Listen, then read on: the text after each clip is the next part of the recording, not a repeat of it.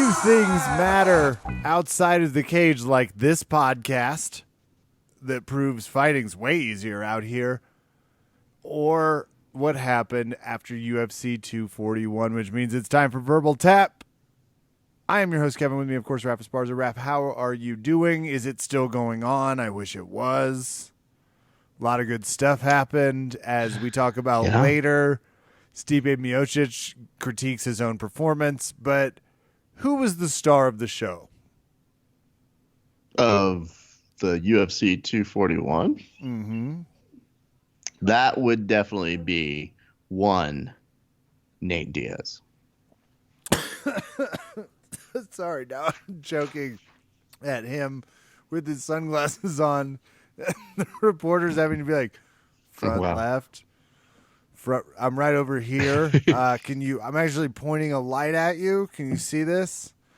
I have a sign that says "This Reporter." It's written on a flotation device. You were the one that was like, you have to watch every bit of it. I was like, got it. So I had seen him on Chael, John Anik, and Henry Cejudo's. Henry Cejudo has no idea how to interview people, by the way. He's just like, what's it like to come back from 3 years?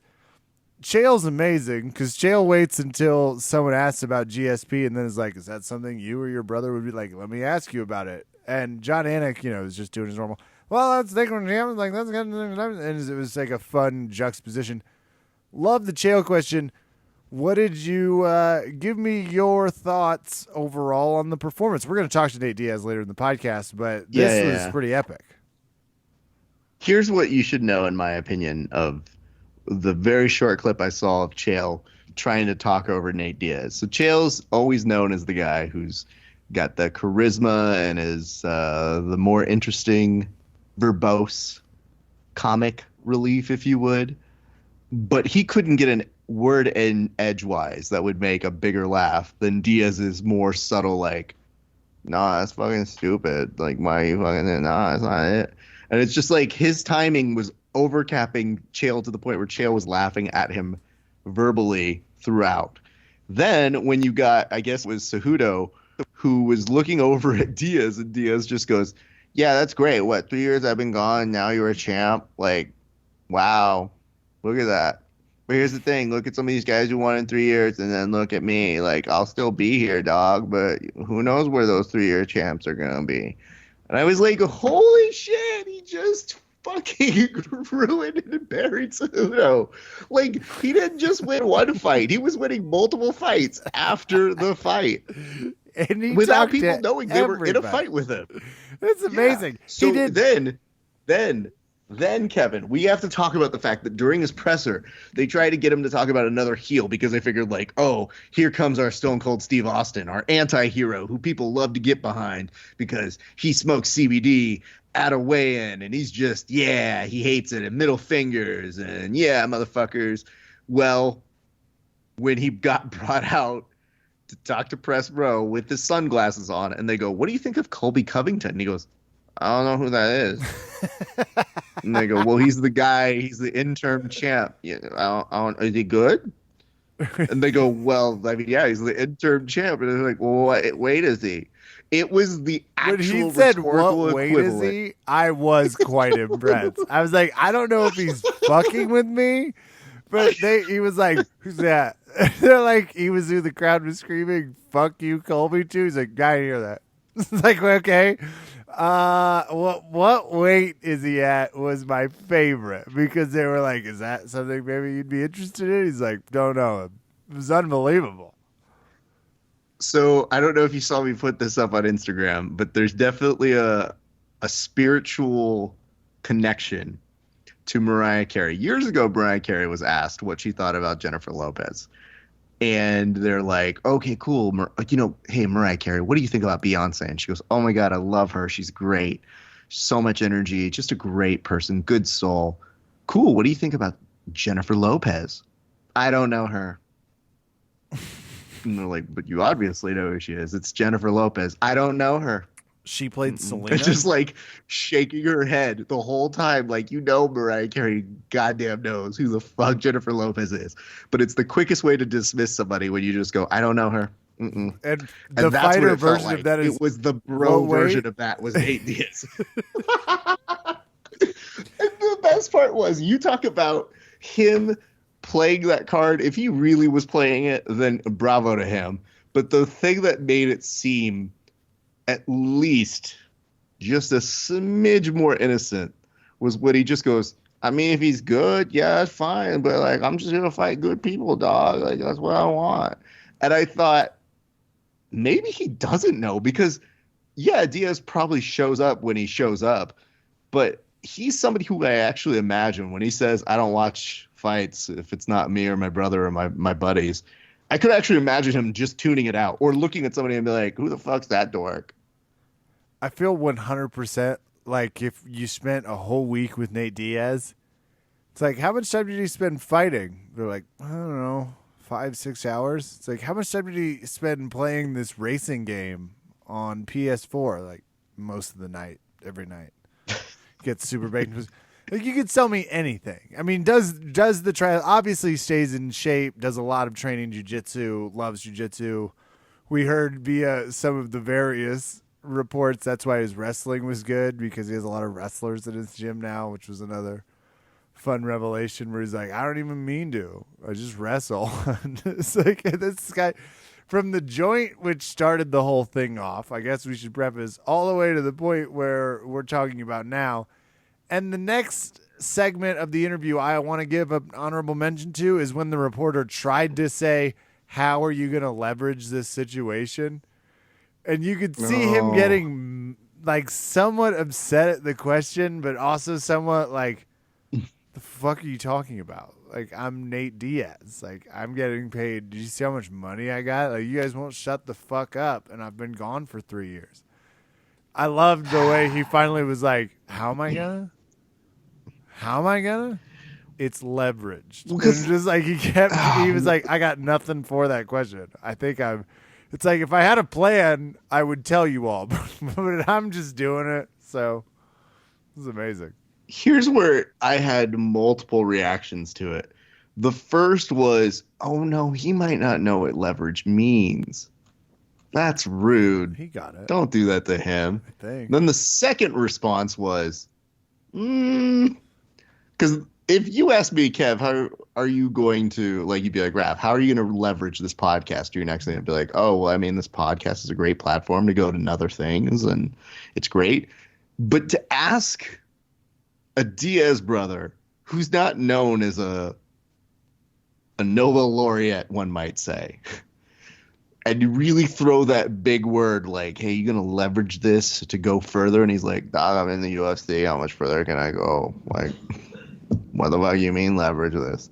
And it's just like them saying like, well, aren't you going to use this kind of as a stepping stool? And all? He's just like, dude, I don't care. Just fucking give me Jorge Masvidal. That's all I really want right now. We're and Kevin, expecting you the to use pull of out the a term whiskey gangster weight. Yeah, I did see gangster weight. I heard gangster weight. I don't know what that is. You just don't tell people? You just show It's the up weight all they're night. at, dog. Oh, okay. That's actually awesome if that's what it is. I was hoping it had a little bit more science behind it. It's like, it's this diet only. You're not allowed to be awake during the daytime. I expect that they wanted him to be like, I'm going to start a weed business or I'm going to start a alcohol business. But it's like, he's probably more likely to enter American Ninja Warrior. Big winner of the weekend is Nate Diaz. Second biggest winner, I think, is Nick Diaz. Third biggest winner might be Sean Jones somehow. I don't know how that accidentally happened in the whole Daniel Cormier thing, but it might have. There's a couple things that we should probably address because I'm not sure how people are up on this, but it also in the time that we were gone, apparently Conor McGregor punched an old man. Oh, fuck that guy. Yeah, not the old man, Conor McGregor. What is his deal? Why is he punching old men? And why is Dana White like, meh? He acted like Principal Belding about the whole situation. Like, that was a year ago. Like, what the fuck you mean? And it wasn't. It makes me laugh more than when they show or they talk to Dana. And granted, it's a rough week. It's a big fight week. So getting Dana's time, I'm sure he's edgy. But then looking over at Dana and going, what are your thoughts on Conor McGregor? And he's like, that happened in fucking April. You go, correct. That is. Why haven't you done anything? What does that mean? Ago. It happened in April. It was 4 months Is there a statute of limitations for Conor? Like, I don't really understand what that means. So it was refreshing, though, to see one thing, which is that an old man can now withstand Conor McGregor's left hand. That did actually set his reputation back a little bit. I saw the buzz. Everybody was like, universally 2 things. One, this is not okay, Conor. You're not allowed to look like what they just learned on Bachelor in Paradise. And Raph, if I may, I think a valuable lesson here. 2 of the men got into a physical altercation. Really, one of them attacked them because he didn't like his piñata tactic with one of the ladies. Who hasn't been there? Throws him, and they both get kicked out, which bullshit. Back to the whole Belding situation. Like, make a difficult choice. One guy started it. The physical violence cannot be tolerated outside of. And I think that's an extremely important part of this. So anytime it does happen and Conor McGregor, once again, being a D-bag outside of and just punches an old man for not liking your shitty whiskey, I'm going to exclusively not buy a bottle in the hopes that I get punched by Conor McGregor because now, one, I know. The second principle, it's not good enough to knock out an old Irishman, so it probably won't hurt me, but we're both going to get paid. That's how I feel about the whole situation. It's pretty sad.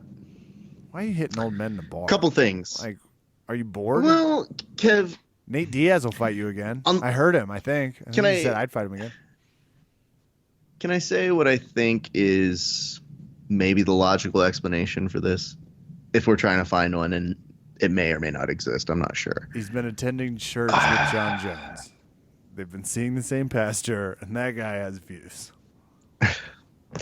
The thing that occurred to me in the comment section was when they said Conor McGregor punches an old man, and they said, is this at an Irish pub, like in Ireland kind of a thing? Because isn't that just kind of a normal day?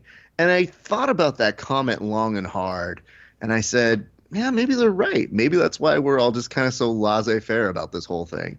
And maybe we're so used to it because Conor McGregor's done crazy shit where once he's already peaked with the whole dolly throwing incident, I mean, can anything come as a shock anymore? Especially when we have somebody who I think just months ago was saying, listen, John Jones is bad, okay? He's really bad, but Conor McGregor's done worse. And Conor probably heard that and went, oh, I need to up my fucking worst game then. Shit, I haven't run over a pregnant lady yet. Uh-oh. That's the whole UFC 241. It's like Diaz is back and we've missed no time at all. Suddenly the whole world is exploded with news and weirdness. Wait, okay. Connor's like, this is the week to punch. Did you have the moment that I had, which was, how strange is it that now Diaz is the one who ended up okay? Like, the person who came in who used to create brawls outside and talked like he was a gangster, would freely smoke up, didn't care, rebelled against the man, is now Dana White's when they asked him at the very end and they said, hey, is Nate Diaz now at Ronda and Conor level? At the very end going, yeah. It's just so great to see Dana resign to saying, yeah, he wasn't a needle pusher then. But he's a needle pusher now, which sounds more sexual than it is. Speaking of, it is. Head on over to northsouthjujitsu.com. You're going to find the best hip placement underwear jiu-jitsu has to buy. They have a huge apparel for men and women, all of your grappling needs, and it's in that same beautiful gi size with that beautiful sleek coloring. I personally love the navy. You can always find me in that or the gray. Head on over to northsouthjujitsu.com. I think it's pretty good shipping deals if you're in the U.S. or Canada. Check it out. Head on over to northsouthjujitsu.com.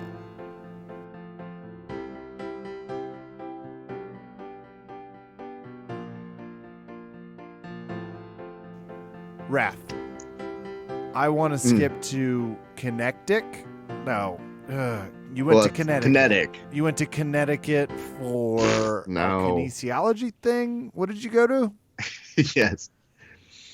I went to the Uriah Faber-led kinetic grappling event. It is kinetic, not connectic? Nothing like that? I don't really know. I went there and Uriah Faber told me in person. I can't really tell you yes or no. Cool. I thought it was kinetic, but it could be kinectic. I think kinetic rolls off the tongue a little bit better. I'll forward that to him. But you can see my interview with Uriah and also Team BJJ Fanatics, which consisted of Lachlan Giles, Edwin Najmi, Nicky Rodriguez, Gordon Ryan, and team captain Craig Jones. I was the only one to assemble all 5. That is an effing ringer team if I've ever heard one, by the way. That is a ridiculous group. 3 of them do train at the same gym, but still. What was the size? Yeah, what was the weight? Beefy? Like, what's Nick Rodriguez pulling It was in? 940 is the total weight for all of the competitors. So I think what they did was they went up to Edwin Najmi and they said, could you lose half of your body? Do you by chance need both legs? What's your just okay. Well, pretty cool event though. I haven't seen it. I don't know exactly where you can watch it. Fight Pass? Perfect. Oh, is it on Fight Pass? Oh fuck. Yes. I'm sorry. Guys, I always have now completely forgotten Fight Pass exists. I'm like, oh, that's right. Because as soon as honestly, ESPN so Plus does came Fight over, Pass too. Fight Pass forgets to. Fight Pass is like, what do we have to load? We closed down 2 months ago. Fight Pass does this thing where when it's fight night, it'll look at you and go, what are you doing here? Go to ESPN Plus, man. Don't waste your time here. And I go, wait, Fight Pass, we have a thing. I'm still ordering you for some strange reason. It's like, yeah, dog, we know. Just don't look at me. Just go away. Don't look at me anymore. And I'm like, if Fight we Pass, no. had the budget to do a sketch no one would watch, it would be about us hosting at the UFC Fight Pass, like the UFC Fight Pass Awards. It's just like sadness. 3 people have committed suicide since the award show started. That's regrettable. But we're still here. Rav and I are having a great time. We're going to present the next award. The next Passy goes to the Passies. That's the type of stuff they miss out on in our SNL pitch meetings. That would be they would love that, I bet. I'm sorry. Lauren would just go about UFC's online streaming platform. Right. Well, we're just going to do the cheerleaders again. We're just going to bring out Will. He's in town. Cecily has a Maya's also here. Thing. She's great. I have a dinner with Mick, and afterwards, I think we're going to go see Danny, and it's going to be great. Marty Short may show up as well. You're describing how this grappling team was picked. It's essential. And the worst part is, I'll take Craig Jones. I'll take Gordon Ryan. Who's Edwin Najmi? Yep, Najmi with his skills. I'll take Giles. Like it's. Can I tell you though? In my interview, there was almost a moment where I just looked at them and just straight out said, "Shame on you! Shame on you all! How dare you! This is too much." But I did at one point ask Gordon. I think it was Gordon, and it might have been Edwin as well. But it was, what's wrong with you guys? Look at this team. This is, come on, don't. Because Lachlan Giles took out a whole team by himself. Are you serious? It was rough. Lachlan Giles got out there, and we made a meme where Craig Jones, the only thing that Craig Jones did the whole night was he just walked over to Lachlan Giles, and he's like, "Hey, Lockie, you're doing a great job, bud. You need some water?" And Lachlan's like, "Yeah, I'm fine. I have like Rico Rodriguez I'm going against next." And they're like, "I know, get out there. Good job. Earn our pay. Bye." Purse is expensive. Well, good for Uriah. I love it. I love I like the team events. I think it's a huge opportunity in terms of what's next for what people want to see in grappling, which is at a stalemate. We are currently in a stalemate about what people want to see from a grappling event. Feels pretty fair. Yeah. And I'll tell you this much, Kev. Drop it at 15 minutes into a huge podcast, but it's fair. Well, Uriah seems very, very excited to actually be a part of grappling. So there's that. And before we transition, let's talk about this last thing because what's to that? Have him. Yeah. Oh, dude, he's so stoked. He's so happy. And I got a great quote from him in regards to him wanting to fight Henry Cejudo. So we got that going too. But here's what I want you guys to know. And this is what we end on before we go to talking with our good friend Kody Steel. Over the weekend, it was revealed in an embedded episode or one of their UFC things behind the scenes that Ben Askren saw footage finally of Anthony Pettis seeing the knockout. And they are teammates. And Pettis was filmed as saying, yeah, I saw that, man. I know I shouldn't like it, but that was fucking awesome. And all of a sudden you see people starting to instigate. And of all people, who's going to instigate? Ben Askren, but one Dylan Dennis, who was able to outsmart him and say, I bet I can get him to be angry about it. And lo and behold, Ben Askren goes, yes, Ben. Or he's like, yes, Dylan Dennis. I do have some questions about that loyalty. We're supposed to be friends. And I thought that's supposed to carry over. Kev, you know who was handing out L's left and right continuously? Who? Jorge Masvidal goes, hey, brother, way to really make it all about you on the night your guys fighting at UFC 241. Real good teammate yourself. Boom. Gangster weight. Hashtag. Take that shit. Let's talk some fights. UFC 241. Oh, that was a fun little thank you for that.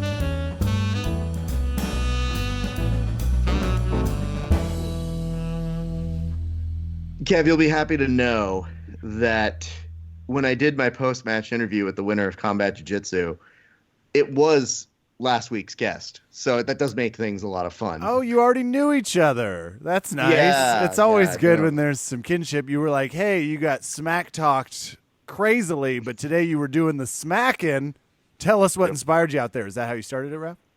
Not really, but I did ask him how much of his win was due to us, and surprisingly, he said a lot. Wow. And I'm not gonna lie, Ben. I'm calling It's bullshit, very but I love it. I'm not. I think we put a lot of work into them. We were making sure he was prepped mentally to go through the war of over 50 minutes of grappling, which no thank you for me. But here's what's important, though, Kevin. Not only did he have an amazing showing there, and I got to be real with you, when they start getting down to the final four, all I'm begging for is they speak English. So I'm sitting there thinking, like, whoever is going to be at the end that I interview, for the love of God, please be able to speak to me without a translator. Are you worried they might only speak 10th Planet? Nailed them. Boom, roasted. So now, as we enter into that stretch, I was very happy to see it came down to both Nathan Orchard and our guest. And our guest prevailed. And our guest was a fucking monster throughout the day, slapping people left and right, doing really, really great things for the great state of Texas. Ladies and gentlemen, please welcome back to the show, Kody Steel. Kody, how are you doing, sir? What's up? I'm doing good. How's everyone doing over there? Damn. Pretty good. Do you feel sore at all? Because I didn't want to ask you on video if you felt sore, but it's been a day now, so you've had some time to recoup. Yeah, I'm definitely sore. Like I think it was as we were leaving, my adrenaline started to kick down, and then I was getting in the cold, and I started like just limping. I was like, wow, my legs hurt really bad, my shoulders, my traps, like my back. I was like, God damn, like I felt like I did like a marathon or something. I don't know, I felt pretty fucked up. And then today, I'm pretty sore and stuff, but I'll probably figure it out tomorrow. I'll do some recovery. It'll be all good. It'll be all good. What does that mean, recovery? I go to this place, it's called Restore, and they help me recover. Like they do IVs, they help me with like cryos and Normatex, and they stretch me out. So they take good care of me over there. Hell yeah. All right. So I'm a little starstruck. You beat Nathan Orchard in the finals? Yeah, it's crazy. What? Tell me about, okay, who slapped you the hardest the whole day? Who slapped you and you were like, that motherfucker? I kind of slipped a lot of the dodge. I didn't get hit too much. So I guess like the guy who hit me the most, and that was just because he was on top the most, was my second match was with like John Paul, and he like threw in a bunch of them. I felt like I slipped a good amount of them, but like he landed obviously some of them. He threw like an 8-piece or 12-piece combo at me, and then I ate a few of them, but I mean they weren't too much. They weren't too bad. And then sometimes I'd be walking in, and somebody would like stick me with one, and I was like, oh fuck, and then I'd start throwing some shit. So yeah, I don't know. Like I would guess John Paul hit me the most. It's a great question, Kev, for a number of reasons. Number one, I was taking photos as it was happening. So they definitely were coming close to me on a number of occasions, and I could hear the slaps. And in particular, a match with Jean-Paul, you guys were very close to me in particular. So I started having to move my camera a lot. I'm pretty sure you see me do this throughout the tournament, or when the guys get a little too close to the edge, I would just put all of my expensive equipment very far and underneath them, because I kept looking over and being like, they're not going to stop. They're going to keep going. And I definitely heard Jean-Paul kind of like taking some body shots, I think when you had him in guard or whatever. And I will say this, though. You seemed to have a smile on your face when you got to slap because it was allowed. And then every once in a good while, when you were standing up, which you're not supposed to, you'd accidentally, like in the transition to standing up, would accidentally let one go and look at your opponent and go, I'm sorry. Oops. Yeah, I mean, they had a rule. It was like, if you have one knee on the ground, you cannot hit them. But it used to be, but they changed it. It's like, all right, now if you have one knee on the ground, you cannot. If you have two knees on the ground, then you can smack them. So they're saying, like, if you go for a single leg, and I'm holding his leg, and I have one knee up on the ground, you can't hit him. But if he keeps two knees on the ground, you can. But I was kind of like, man, that's playing with fire. Like if you try to use that as a strategy, I feel like I'm just reacting at this point. I don't even see where your feet are at. I just know you're way lower than me. So I was just like throwing shit sometimes. Like sometimes I would see someone's face, and I would just try to whip my hand out there real quick and snag them real quick. But well, you definitely subscribe to the ask for forgiveness later. So I kind of got that vibe on you. And I thought of it as I was watching you do it. I go, I don't know that I would be much different, because if I'm being honest here, when I saw that they had that knee down rule when the very, very beginning of combat jiu-jitsu, I couldn't help but think, like, why don't people just do like a video game combo where you just put your knee down and then how you get them all the way back to fucking the other side with a slap. Yeah. Who'd you hit the hardest? Who'd you slap the hardest? Man, I don't know. I kind of got some good licks on everybody, to be honest. I had like my first match. His name is like a Khalil Khalifi. I can't ever really say his name. He's from Detroit. He's a really tough black belt, and he plays a lot of like sit up guard, shin on shin, and he just plays more guard in general. And the first time, like this was my first match, my first fight. And he pulls guard. We stand up and he pulls guard. And I was like, okay, great. And then he kind of stood up. I kind of relaxed a little bit. I just fucking whipped one right out and it smashed him right in the face. And then I started smacking his legs a lot, like the inside of his thighs a lot. And then I just started mixing them up, going to the face, to the legs, to the face. And then matches after that, like if sometimes someone would leave like a face open or they leave something open, I would just try to smack them real quick. And I think I got some licks on everybody. Like the last one I got on Orchard, I got like a real big one right to the face, and I don't know, he was like going backwards. So I don't know if he had both of his knees on the mat or if he had one and he was coming up. I don't know, but I just like whipped one out and caught him in the face on the way up. So I know I got him pretty good right there too. So Raph, I got some good slaps in. If the other fighters gave Kody an award that wasn't champion, because he earned that one, if they gave him one, what would it have been? Was he the bully? Was there somebody else that was the bully? But it sounds like it might have been him. I honestly think he had the best transition from angry competing phase to that was so much fun. Thanks, guys. Out of all the competitors, because he definitely had a focused face for some really tough opponents. There was one thing I do want to kind of go on the same verge of asking here, though, we call Kody. it the Karen face. in the No.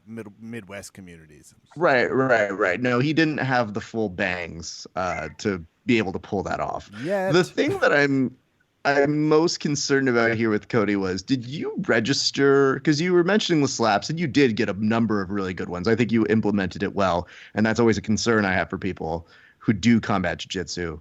But did you get a sense of the crowd? Because when you were slapping the inside of the thighs, I definitely heard some people go, "Oh yeah, you can do that. Oh, okay. Yeah, that makes sense." Yeah. I mean, I heard him go, ooh, like that. But it's funny because when I would like talk to some of the fighters and stuff, they were like, I mean, yeah, you're not getting punched in the face, you're just getting slapped, and it's not that bad. It's not as bad as punch. I'm like, yeah, you're right, but I'm gonna keep like slamming your thighs, because I think I was like slamming his thighs, and he was like not even flinching. He was just taking it. And they're like, his corner man was like, oh, I was like, we don't care about those. We don't care about those. But I was using them to kind of like set up face shots, but he like was just sitting in the pocket with them, so I just kept slamming, and then his inside of his thighs got really red, and then I got in the middle, and then I'd start fading to his legs, and he kind of put his hands down, and then I would like throw some real fast ones up top, and then I kind of just like I tried to make it more as like just like a street fight. Like I tried to take like everybody. I was in the warm up room, and me and my coach, we were sitting around like kind of looking around, and everybody's like doing these jujitsu rolls and like these jujitsu techniques on the ground from the bottom. And I was just like looking around. I was talking to my coach. I was like, look, if I put my foot here and I hold your foot here, you think I could fucking smash you from here real good? You think I could get a good angle to smash you? And he was like, yeah, like, okay, well, I'm going to look to like throw hands and fucking do more combat. And, you know, we're doing combat jiu-jitsu, so I'm going to try to focus on this combat. You know, it sounds more fun and looks more fun. Who's your coach? Give him a shout out. Rodrigo Cabral. Oh, it was the main man. Like, all right. Yeah. We tell, like, a lot of times I'll be like, people, who's your instructor? I was like, it's Rodrigo Cabral. They're like, yeah, I don't know who that is. I'm like, Blukutu. And then they're like, oh, yeah, I know that guy. So that's how people it was very know nice that by. I also got the opportunity to talk with you before everything, you know, went into action. And you're just like, oh, here's my coach, super casual. And I was like, oh, hello. Hi. Yeah. You know, and I'm like, you know, there are so many people that you know about when you do interviews that you don't necessarily meet, but sometimes people think you know each other. He's definitely somebody I've just never really met before, let alone with an introduction like that. So it was just very nice where I was like, well, I don't want to interrupt you guys because clearly you're working on strategy as you're staring at everybody in the room.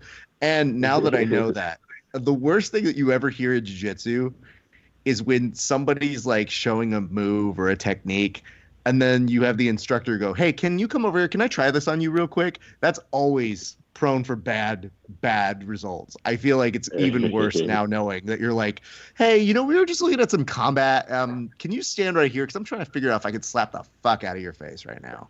So. Yes. But Kody, there was one person I think that yelled it out. I think it was during your match with JP, which, by the way, he's an actual MMA fighter. So, like, I heard some of those thuds, and, you know, he picked his spots pretty well. But when you were slapping him, there was somebody in the crowd, and I think it might have been Jose Gracie, who was yelling out, I don't like that. Did you hear that part? Did that register with you, or you were just in the zone? I was definitely in the zone, but okay.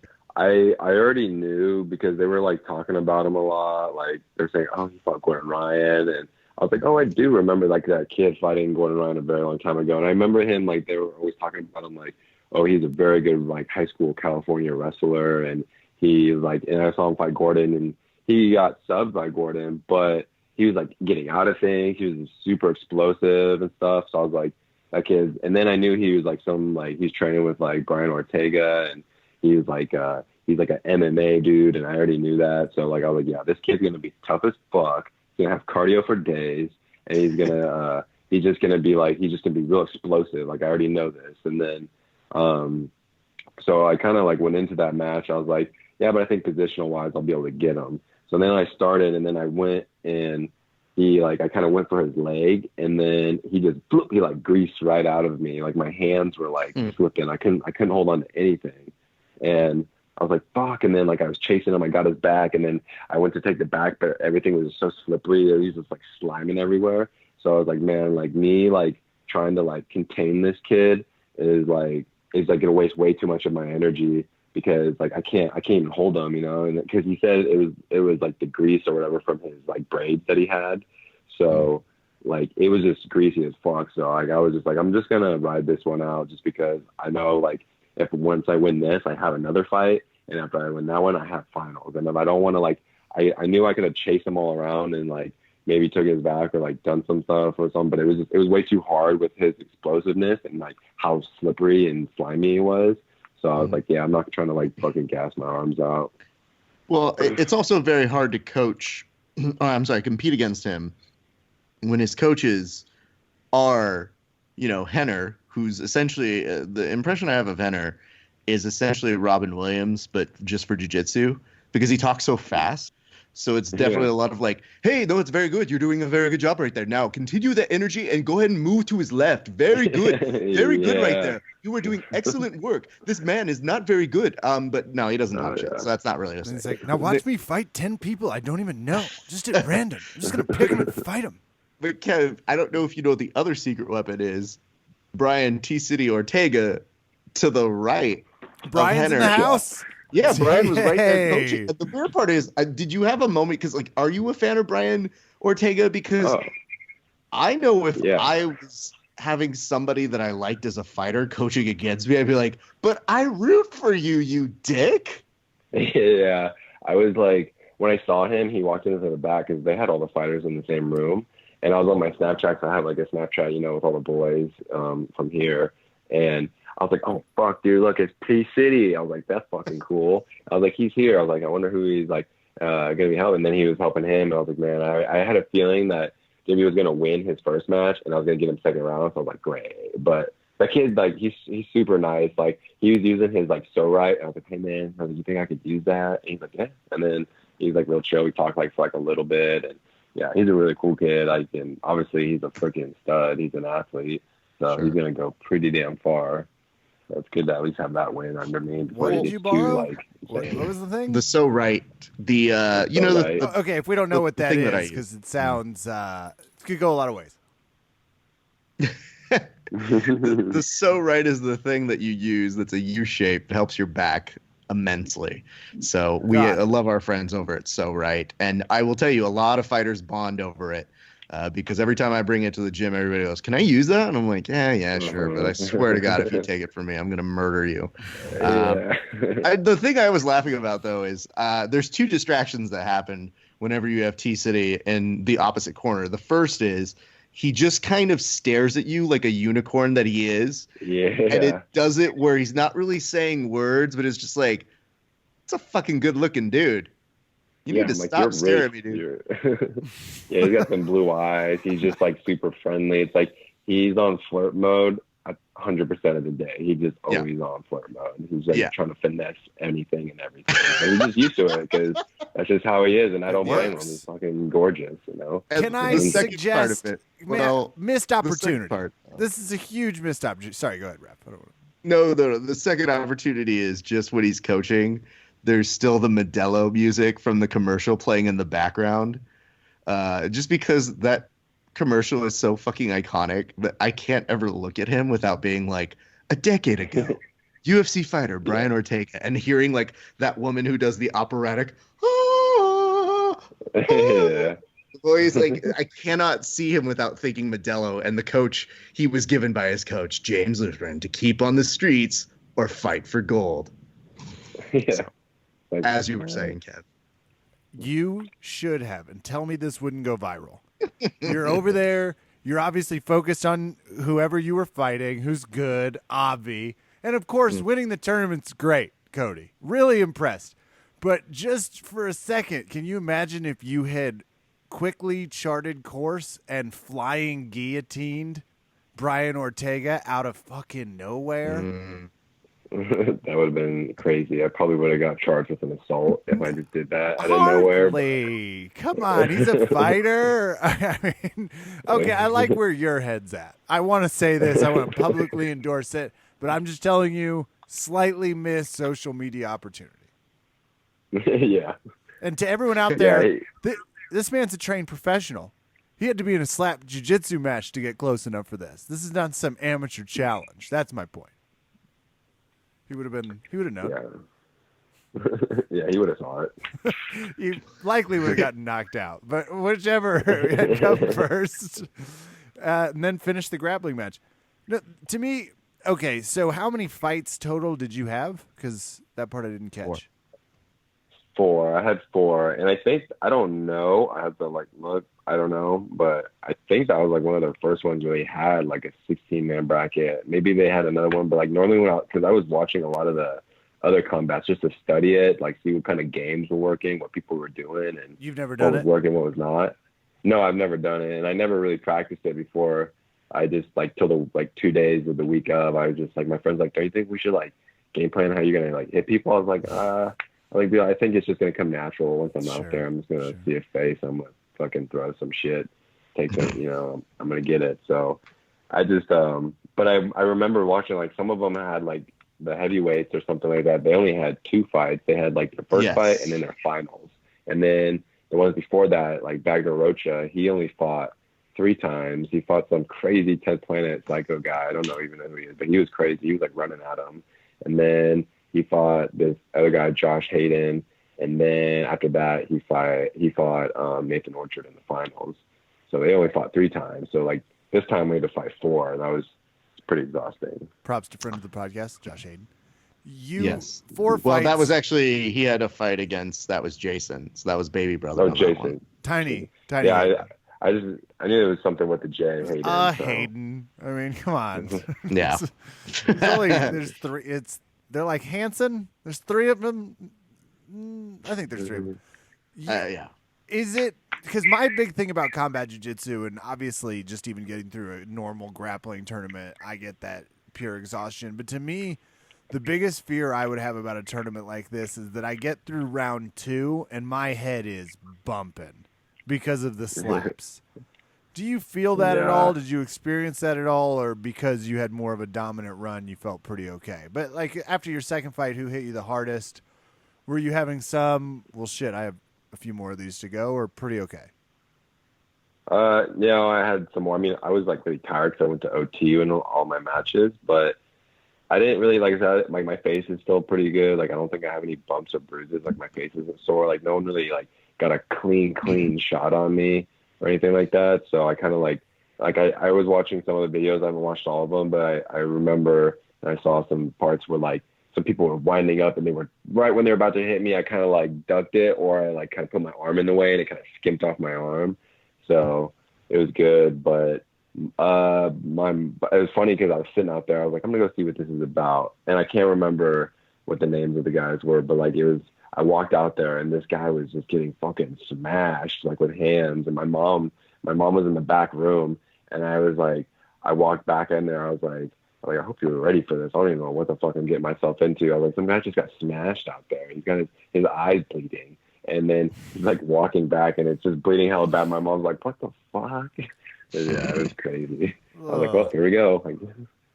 Yeah, I didn't really ask you about this one, but why of all tournaments you decided, Ma, you're coming with me to combat jiu-jitsu? Yeah. Well, my mom, she's super supportive, of all my stuff. And not the issue. I get it. Yeah. But this one, she knew it was on a big stage and like that, and and it was the first one for me. So she was if you win, she's I need to be there. And I was all right, well, I'm gonna be really in the zone because I'm cutting weight. I haven't made this weight in a little bit, and also I'm getting slapped. So there's that. And she was yeah, I know. She said she was super nervous. I think she was more nervous than I was, though. I was nervous in certain parts of the tournament, but for the most part, I was good. Yeah, you looked fine, and your mom's a delight. She was very sweet. It's just, it's not my first choice to bring a parent to a combat jiu-jitsu match. Local ones, no big deal. But when I saw your mom there, and you're oh, Raph, by the way, this is my mom. I was oh, hello. This might get weird. This is a weird one to come to, but you don't want to show any signs of it being weird. I'm pretty sure somebody coming back being my eye's bleeding is probably a little bit nerve-wracking for the moms. But yeah, it obviously paid off. Again, you didn't when I saw you, your face looked fine, so you weren't going to ruin your modeling career for your sponsors. But I'm more inclined to ask here, though, did you develop a taste for the slapping? Because I know you've kind of mentioned things in the future could potentially be related to MMA. But to me, it looked like you were having a lot of fun with the slapping. Did you develop the want to do that more? Yeah, I didn't, honestly, I didn't know too much like what I was going to do, like 100%, but I had some ideas. So my idea was to go in and slap people, because I was watching that guy who won it last time, the red guy. He's like killing it right now. And I was watching him, and he was just like plugging people. And then I was watching Wagner, and he was doing the same thing, just plugging people. And I was like, this is like combat jiu-jitsu. And then like I remember I creased in to like kind of start working my like smash passing like kind of system things that I do. And then I came in and I got fucking smacked, and I was like, okay, yeah, fuck that. So then I was like, I think I'm just gonna sit right here, and I'm just gonna start plugging them as hard as I can, because it's just like, this is a lot more fun, and it looks more fun. And then you don't really get many chances to like wail off on people like that, especially in like an event like that. Like, yeah. I don't get to hit people like that in class. Like, I would never hit anyone in practice that hard, but it's like, in my mind, like, I just turned it up. Like, this is technically a street fight. We're street fighting, but, not on our feet, on the ground. So let's go. So I thought it was a lot of fun. And like I said, I've never like really practiced this. So I was kind of surprised myself when I was like, my slaps were like whipping off pretty quick. And I was like, okay, this will be fun. I can make it work. My slaps were whipping off real quick. You heard it from the champ. This is amazing to me, because this is also, it speaks back to your gym, though. Just another high-profile win. And obviously, Brazilian Jiu-Jitsu, combat Jiu-Jitsu, anything like this, combat Jiu-Jitsu world, it's a pretty individual achievement, but there's a real team element to it when teams start popping like yours is. So, damn. And I say this, a friend of the podcast, I mean, Nathan Orchard's reputation well precedes him. He is extremely difficult to beat in this type of a fight. So it's fascinating. What's your next, before we reveal, obviously, the big win of the night and Daniel Cormier's defeat, what's your eye on in terms of how you're training, what you're training for next? What is it? Well, for right now, I'm just gonna like I said, just recover for like tomorrow and maybe the next day. But I'll be back to training like pretty hard after that, and then getting ready. I have this tournament coming up with it's like an EBI thing with in Boston, I believe. It's like with BJJ Fanatics or something. They're putting on like a tournament. It's gonna be pretty good. And then after that, I'm going to be doing like a little ADC camp just to help out the checkmat guys. And then after that, I think we're going to go watch the ADCs. And then we're going to come right when we come back, where me and William and my instructor, we're going to Europe. And then we're going to stay out there for a little bit. We're going to do the Europeans no gi. And then I think we're going to go to Russia and then just stay out there and teach some classes for this guy and learn a lot of good wrestling. He's got a lot of good wrestling over there. So we're just going to hopefully go over there and get even more better. I'm trying to stay as active as I can. I want to be as active since I'm a brown belt. So like, I feel like I need to get all this good high level, competition in, so I can like win, lose, figure out the mistakes, figure out what I need to fix. So then it's like when I'm like black belt or like 2 years in my black belt, I'll be like a fucking savage, hopefully, and I'll be really good then. Kev, that'll be a great time. Sorry. Yeah. Did you notice that when he responded to your answer, that most of our guests usually say like, I mean, you can catch me at a Naga in 2 weeks.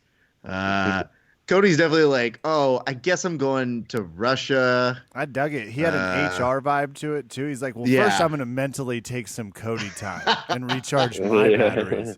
And then I guess I'll just keep beating the ever-living hell out of people and doing it in Europe. And then going to conquer that and rocky myself into Russia before a few simple weeks in Kazakhstan hiking and fighting bears. And then it'll just be back to the old grindstone.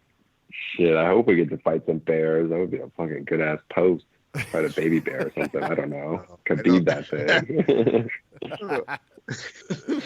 He's thinking about doing it for the gram and not even for his own livelihood. He wins one championship belt from combat jiu-jitsu, and now is like, bears are next. That's the evolution, guys. Yeah. Fuck bears. No, bears are cool. I like Well, after them. you've had Brian Ortega on your Snapchat, you got to up your game. Yeah, exactly. Kev, should we talk about the results? Because it's intriguing to see what happened over the weekend. Sure. The results of obviously the fights first. You didn't want to get too deep here. I want to start, and we'll kind of fill you in here, Kody. You just bask in your glory of victory and ask us any questions you want. Let's start up at the top with Cormier Miocic. Unbelievably back and forth sort of fight with some messed up faces, but Miocic looks pretty damn good.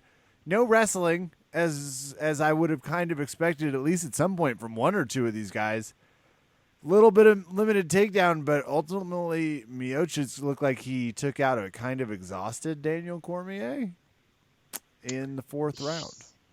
Here's what I'll tell you on my take on this fight. So the basic gist is Daniel Cormier was getting some good strikes in early, and we were all wondering, are we going to see the same fight that we saw last time? This is the fight that I think a lot of us were expecting the first go-round. Now, granted, DC got that good crack in, and the fight was over real quick, and everybody was like, okay, whatever. Who cares if he has the most title defenses in heavyweight history, which, by the way, is like 3. So it's not a lot. You know, if you really put that in context of, like, John Jones, who has, like, 20. Well, I mean, you start to think Cody's only 3 away from also holding that record. If he just won the heavyweight 3 times, he'd be right there. Exactly. So, Daniel Cormier kept trying to put down Stipe's reactions to wanting a rematch. He's like, I want a rematch. And Daniel Cormier's like, he's acting like a diva, just demanding like he should have a fight back again. And I'm like, DC, you are becoming so petty at this shit. Yeah, you got a good crack on him, dude. Everybody congratulates you for that. But you can't tell me that you think that the dude who held on to it wouldn't give you a good fight again. Oh, wait, that's precisely why you're turning it down. So DC was putting it off until he couldn't put it off anymore. And we've been talking about Jones and fucking Cormier 3. However, this is the trilogy we deserve, everybody. This fight right here was fun. It had unexpected moments. DC was complaining, or not complaining, but backstage when he talked about his loss, he was saying his coaches were definitely telling him to wrestle a little bit more. And that would have been more interesting to see, I think. But we got to be honest here. I don't know how much DC really wants to fight, because when he walked away and he said, hey, I got to go home and think about it. I'm glad he took I'm not going to give you an emotional response here. But part of me thinks, like, dude, he's still got gas in the tank. I still want to see that third match between the two of them. If anything, that gave us a real reason to want to see him stick it out and do one more fight at the very least. Whether we get that is another question. Kody, did you happen to see any of the highlights from this fight? Yeah, I mean, I saw a little bit. Like, I saw the beginning. It looked like you're saying, Daniel Cormier was kind of like putting the pace on him. Like, it looked like it was going to be like the last fight. But then I was looking into it, and then it started to slow down. And then I remember Steele was saying he started ripping him to the body for a bit. And then I think that just opened up that lucky shot, or that right. And he caught him with the right hand or something like that. Or did he rock him with the body shot first? So there was a liver shot that really started to do Daniel Cormier in. And I think the real thing to me was, you could tell early on DC knew he was pulling ahead, and he felt like he had Stipe's timing. Mm-hmm. And he started kind of almost putting his hands down in a way as to bait him in and to have him react a little bit more. And I kept thinking, like, I don't think you should do that, DC. I think you're going to let him back in the fight. And it was almost like he was trying to do a shimmy. Like, he was just like, oh, check this out. You can't touch me. Oh, fuck, I'm down. And it went very quickly when it did go. And I do have to say, Kev, I was not a huge fan of the jig that happened afterwards. Me either. I will say not a big fan of the jig. Well, guess who also was not a fan, though?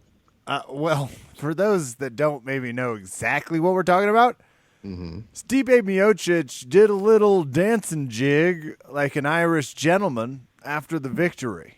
And watching a big man dance is always troubling. But extra big man in shorts in the middle of a cage on top of troubling. Who was upset? Stipe Miocic. He looked at it. He goes, I don't know why I did that. And he goes, I was just in the moment. And he goes, I saw it back. I fucking hate it. And this is, by the way, if you haven't seen the press conference, and we'll get into a little bit. I think we actually will talk with a couple of the people involved in the press conference. But there was definitely a moment that when he walked in, he had a purple suit that he was wearing that coupled with his face that got pieced up real like everywhere.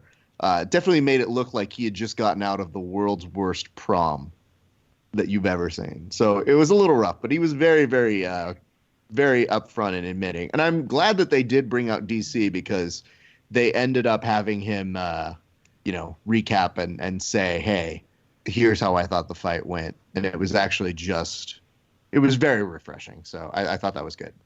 I always love it. So actually, hold on. Before we get to Joe Rogan's post-fight and the dance, I want to restate my position now. If that's who Stipe Miocic is when he's not thinking and is just pure happiness, I want to encourage the little dancer inside of him to explore get into a bar class. Like, don't stop here. I mean, find one of those pole dancing things. Like, if that's where your bliss is, just find it. Also, Kody, now that you have 48 hours of experience with this, who would you rather fight in a slap match? So, I mean, I guess who's the scarier person in this regard? Is it Cormier or Miocic? Purely combat jiu-jitsu.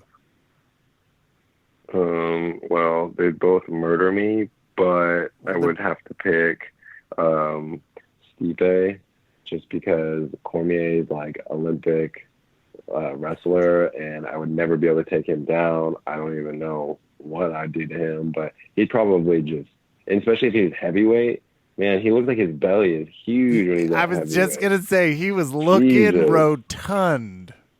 Yeah, I was like, man, you're not taking that boy down. Like, he's thick. He's thick. Okay, so it's Miocic. I don't know why. I agree with you. I feel like I wouldn't even be able to pull an adequate guard against Cormier before I would hit. I would get hit like 5 to 7 times. We're gonna keep asking this. We want to cover the main 3 fights, and we'll do some cliff notes and reveal who won over under.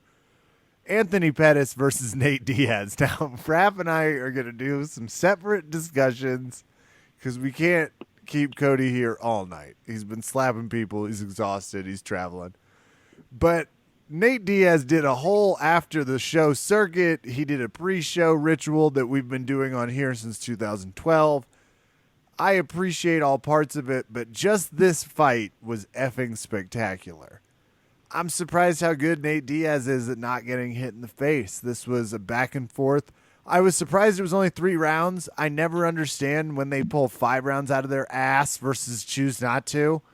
In this type of situation, it's like, we cut 2 rounds from a prelim. Who gives a shit? Could we use 1 less Brunson Benitez? Do 2 more to Pettis? Nate Diaz, amazing fight. Some good little grappling almost moments, but a lot of pins. And I would like to see this in a grappling environment next. I'm going to pass it over to you, Ralph. Great fight, though. I was very pleased with it all around. Here's what I was most happy about. There was maybe about 2 minutes into the fight that all I could think about was, God damn it, I'm so happy he's back. Just, this is an exciting fight. He's the right fighter to bring out for Pettis, who, can be all over the place. Like, sometimes it's super amazing. Sometimes it's kind of like, I mean, man, where did Pettis go on that fight? But this was great. I mean, Pettis didn't win, that's but great, it was still Sorry, hold on. exciting. The light's going. I gotta hang on. I gotta pause you real quick. I'm gonna keep Kody on, but I gotta pause Raph. That's part of the stipulation. And we're gonna bring on greatest fighter in the world, Nate Diaz, well, second greatest, I guess. He considers his brother up there, but he hasn't clarified exactly who wins. Nate, how you doing, buddy? Yo, you motherfuckers, I told you what I was gonna do out there. I was like, what the shit? So, like, what the fuck, you guys?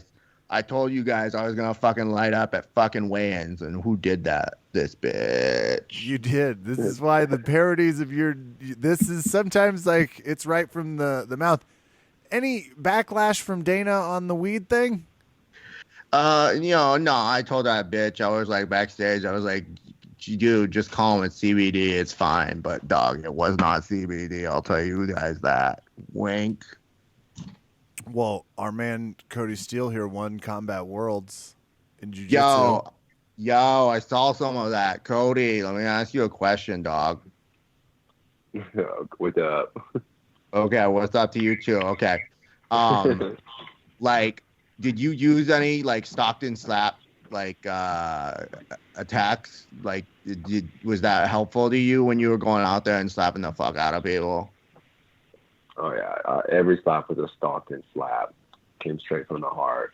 I'm not from Stockton. You know, my win wasn't even that impressive. Now Stockton, I feel Texas. Even better knowing that. It's a different. Stockton, Texas is not a real place. Okay, I know that. I've had geography like once. Nate, actually, I took it three or four times. If we're just believing the record, we'll see. I guess against either GSP or Masvidal here soon, right?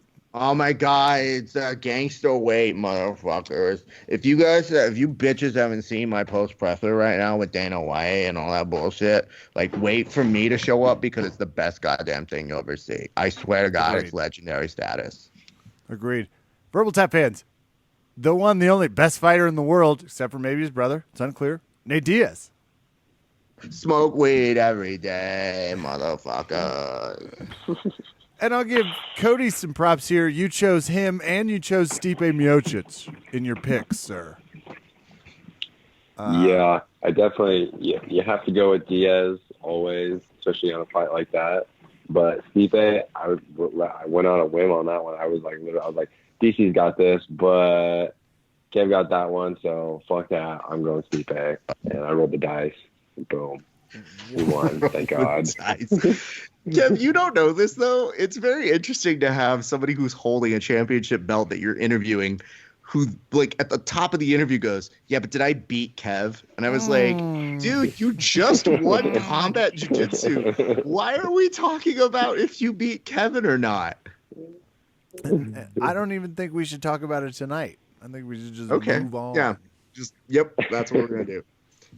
Give him time to recover, Kevin. That's the most important thing. Recoveries. He needs a Kody trip. He's gonna go to the spa. Yeah. He's gonna get his nails done. Yoel Romero versus Paulo Costa. So I have to implore everyone to watch this fight when you get the chance. It is. People have used Avengers references. That works. People have used the taking of Pelham 1, 2, 3 as a reference. That might have just been me. There is a lot of Transformers-based aggression, but what we're hinting at is, if you were ever curious what two 185-pound, chiseled, questionably steroided up, very athletic fighters look like when they just run full speed at each other for 15 minutes, this fight answered the question. They look pretty effing bloodied up, pretty welted. 1 to 3 ACLs were damaged during this fight. It might have been the greatest fight I've ever seen. Talk me out of any part of that. Kody, you've got to watch this fight. This is the fight more than any other you need to go back and see. Yeah, I'm gonna see how I can watch that. They wouldn't have that on Fight Pass already, would they? Or they got give it a week.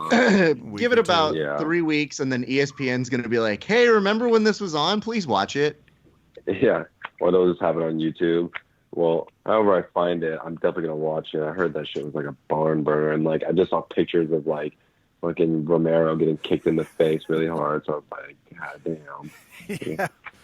Yeah. Poor Yoel got kicked in the face. Paulo Costa didn't look great either by the end of it. Paulo Costa's a good-looking guy. And by the end of it, it was like, hey, Paulo. You're gonna find out. Everybody, I hear. Hey, I Yoel. hear you. My face hurts so bad. I bet it does. You got kicked in it a lot, several times. Oh, I forgot where to put steroid for face. Now it don't hurt. Oh. Hey, wishing you nothing but the best.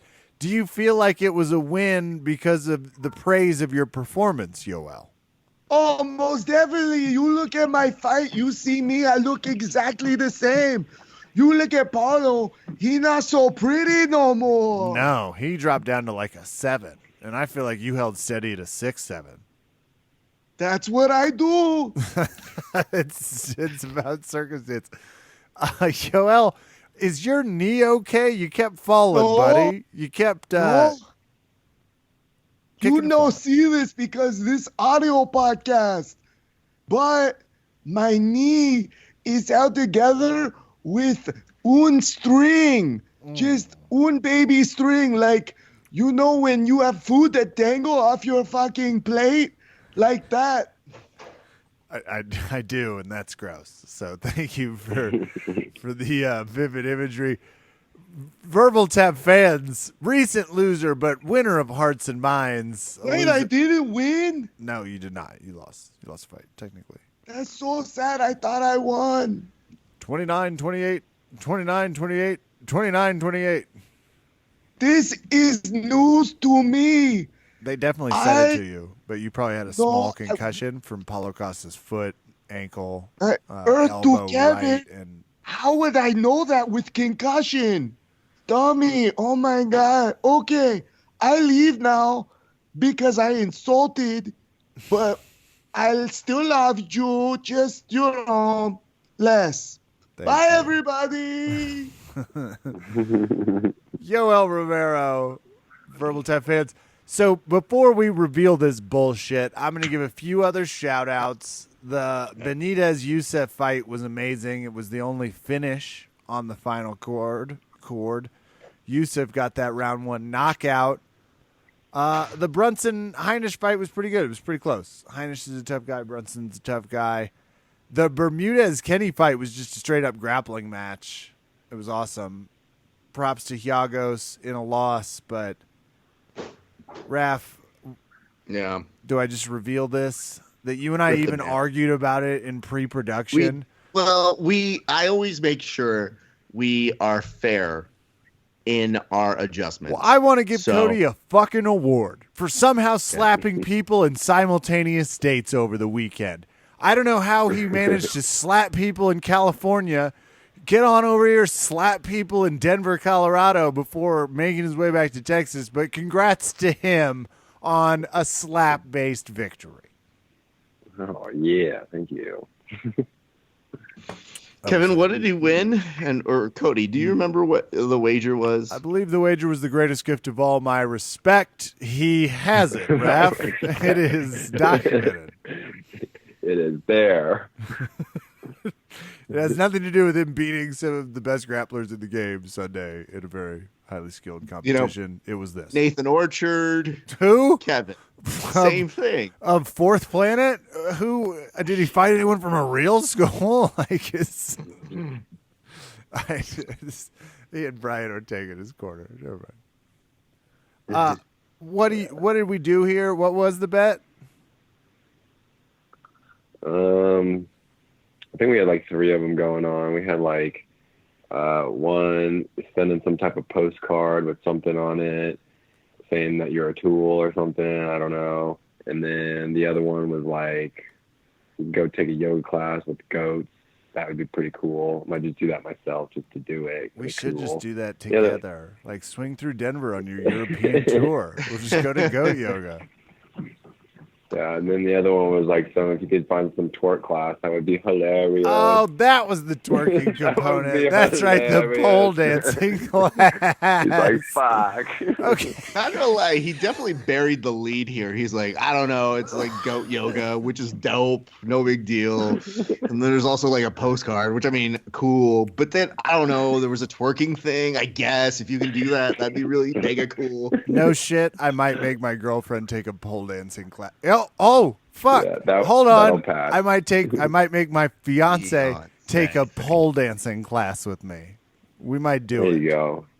That would be perfect. Get She some would bonding prefer time goat in. yoga. It's great. But yeah, that's it. I'll pitch it as like a bachelor date. She's not going to at all look at me like a moron.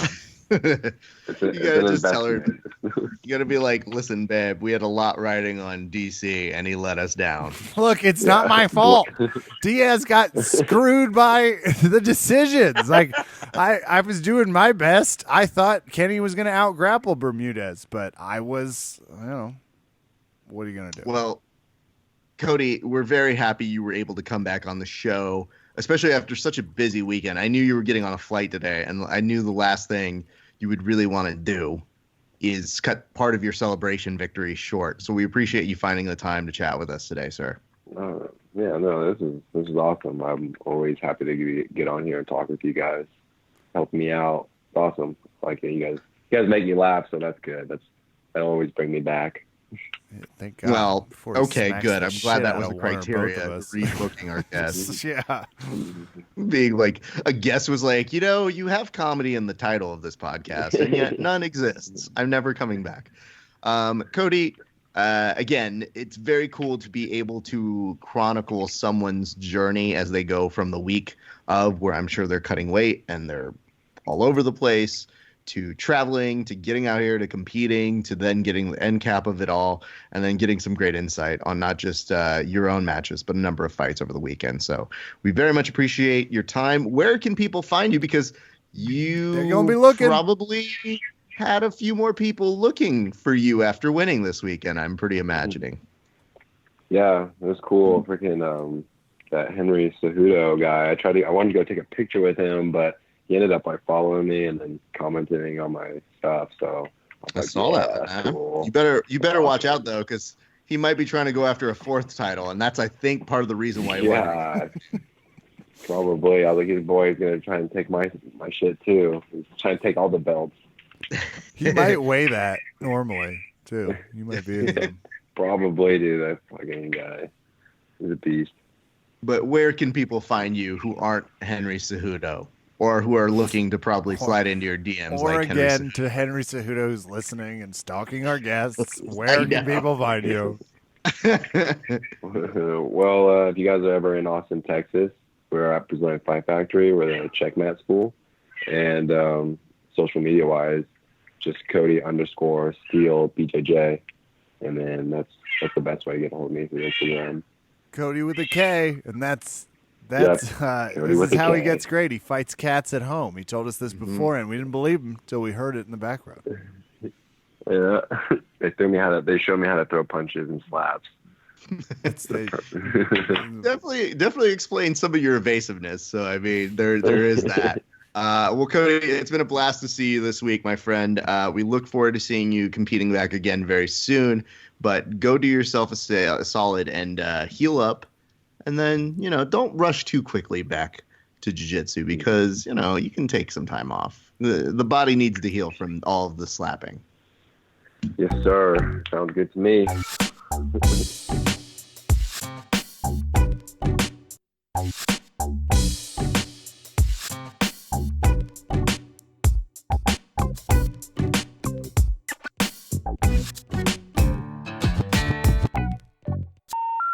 The number you have dialed has been changed. The new number is... Please note, the new number is